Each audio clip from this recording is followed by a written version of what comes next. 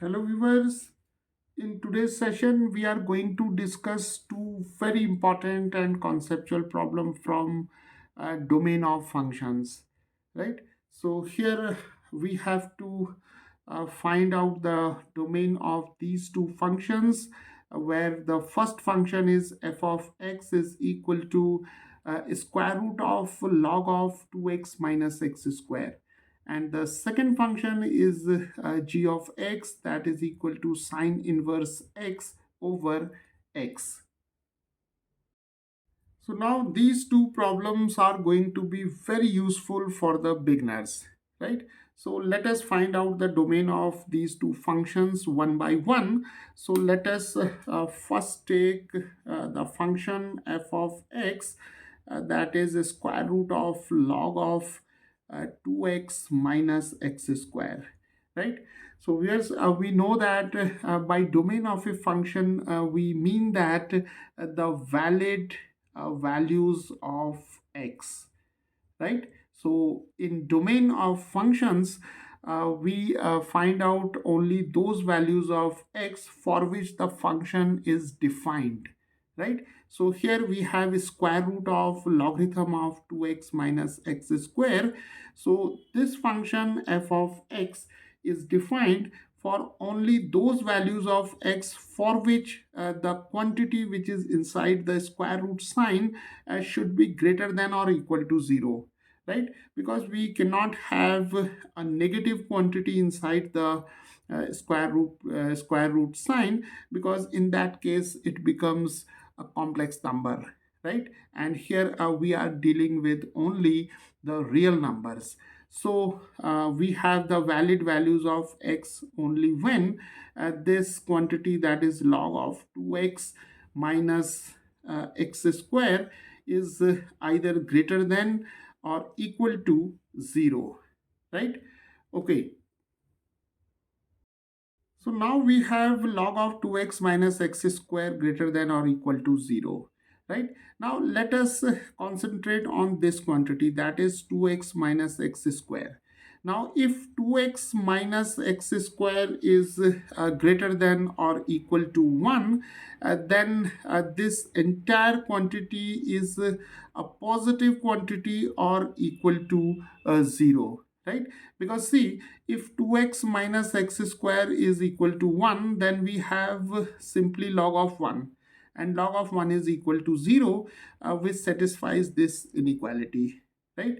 And if 2x minus x square is greater than 1, then we have a log of 2x minus x square is greater than 0, right? Because in that case the logarithm of 2x minus x square is a positive quantity when 2x minus x square is greater than 1, right? So when 2x minus x square is less than 1, then a log of 2x minus x square is a negative quantity, that is log of 2x minus x square is negative, right? And here we have to also consider that 2x minus x square should be greater than 0 and less than 1.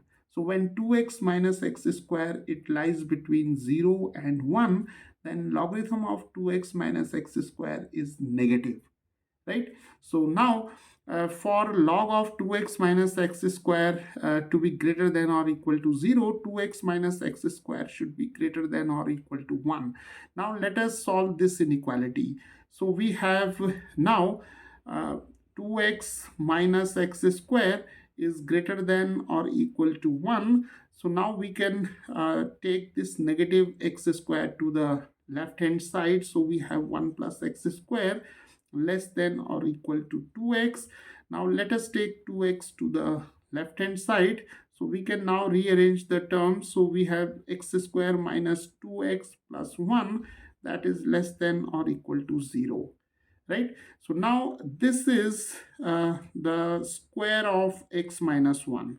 So we have a square plus b square minus 2ab.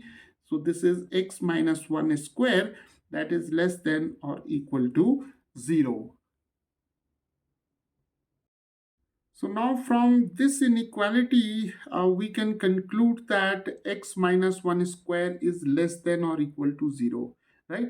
And we know that the square of any quantity cannot be less than 0, right?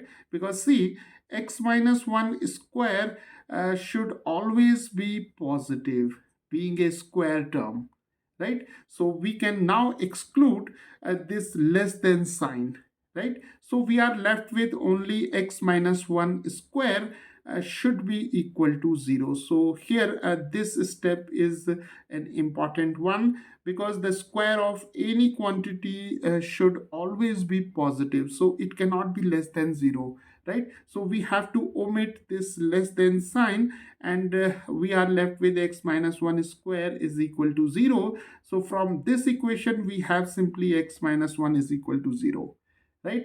That is x is equal to 1, right? And our x it falls in the domain of the function, right? So the domain of this function, it consists of only one element, that is 1, right? So the domain of this function f of x is given by this set containing only one element, which is 1 itself, right? So this is the domain of this function, and it is a singleton set. So now let us consider the second part. So in the second part, we have the function g of x, that is sine inverse x over x, right? See, we have just said that the domain consists of only valid values of x. And here we have a function which has x in the denominator. So this x cannot be equal to 0, right? So first we have to exclude 0 from the domain of this function g of x. So x should not be equal to 0. So this is the first condition, right? Now we have here sine inverse x, and from inverse trigonometric functions we know that the principal value of sine inverse x, it belongs to the interval that is from minus pi by 2 to pi by 2, right? So sine inverse x belongs to this interval where minus pi by 2 and pi by 2 are included. It means x should belongs to the interval minus 1 to 1, right? So now if we combine these two statements, we can see that the domain of this function g of x should consist of those values of x which belongs to the interval minus 1 to 1, excluding x is equal to 0, right? So here we should write a set containing 0, right? So this is the domain of this function, right? So viewers, this is how we can find out the domain of functions by using different concepts.